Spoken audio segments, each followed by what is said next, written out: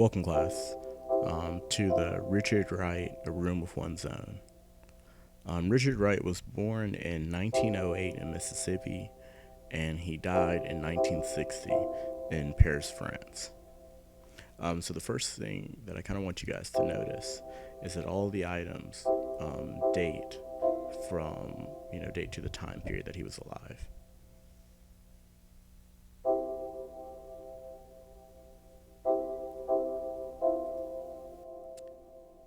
The first item I want you guys to look at, we have a picture.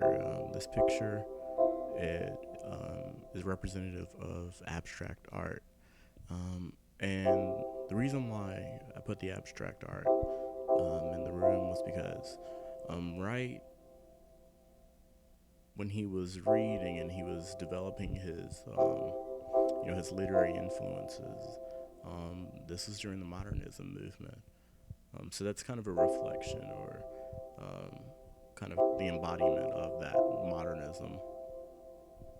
All right. The second thing that I want you guys to notice, we have a camera.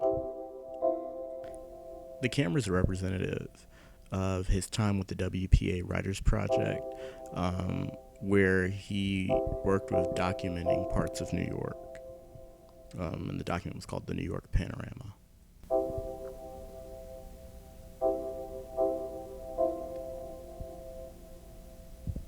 All right, the next item we have a bonsai plant. A bonsai is a Japanese plant that's usually associated with Zen, but I'm using it because Wright was known, especially in his later life, was known as a prolific haiku writer. It's said that he wrote over 4,000 haikus.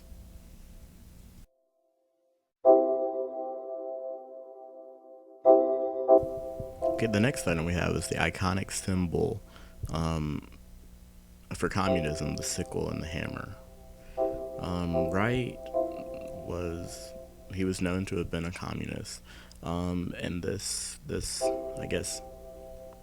aspect of his life is reflected in some of his fiction, especially in one of his short stories, and his collection of short stories, Uncle Tom's Children. The short story is called Fire and Cloud.